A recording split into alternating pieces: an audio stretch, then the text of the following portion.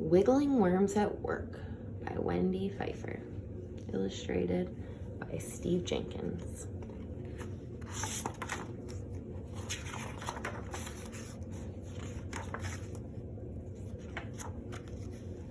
Down in the ground under your feet, thousands of worms wiggle around flower bulbs and tunnel under trees. They twist and turn, eating almost anything in their way. These wiggling worms are at work. Farmers plow their fields to loosen the soil. Crumbly soil lets the roots of the plants spread out and grow. Worms also loosen the soil as they wiggle along. They are called nature's plows. As worms twist and turn, they push aside loose soil. This creates tunnels. Air flows along these tunnels. Rainwater trickles down. Roots drink it up. Moist ground helps plants grow better. Worms tunnel in hand-packed soil by swallowing it. The soil goes in the worm's mouth, slides into the crop, then passes down to the gizzard. Worms do not have teeth. Mussels, fine grains of sand, and small stones in the gizzard grind the soil. Worms digest the leaf and plant bits that are found in soil, just as you digest a salad. What's left passes through a worm's body and comes out its tail end in the form of pellets called worm castings. These castings make good plant food. They help fruits and vegetables grow bigger and better. Sometimes worms crawl above ground. When they tunnel back down into the ground, they pull dead leaves and plants down with them. These plants make the soil better as they rot. Seeds come down too. Some of these seeds send out roots. Seedlings sprout, and worms help new plants begin to grow. Worms can wiggle, twist, turn, and even tie themselves in knots because they have no backbones. Their soft bodies are made up of rings or segments. These segments act like the coils on a slinky toy. They let a worm bend. A worm has no legs, but 8 bristles under each segment that act like little legs. They help a worm move. Strong muscles allow the worm to stretch out its front end. It becomes long and thin. Then the worm fastens its front bristles to the soil, and the back end slinks up, making the worm short and fat. The worm wiggles along, stretching and slinking. With all its wiggling, twisting, and turning, it's a wonder a worm knows where it's headed. It has no eyes, no nose, no ears, and hardly any brain at all. But a worm knows what's happening nearby. It feels vibrations on the ground and senses a hungry robin.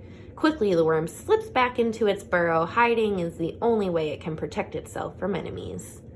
Worms also hide from the sun. They must live in damp soil since they breathe air in through their moist skin. In the hot sun, their skins dry up and they can't breathe. Sometimes worms crawl to the surface to find food. They select dead and decaying plants to drag back to their burrows. These plants contain bacteria that worms eat. Healthy plants do not. Worms pick leaves with pointed ends rather than round ones. No one knows why. Worms also eat fungi and mold. They slurp the hair-like strands of mold the same way you might slurp up strands of spaghetti. Worms eat at the entrance of their burrows. Then each worm covers any leftover plants with its castings. Their pile of worm castings is called a midden. It hides the top of the worm's burrow and acts like a door to keep out the bad weather and rain. In spring, before the weather warms, worms wiggle to the surface to mate.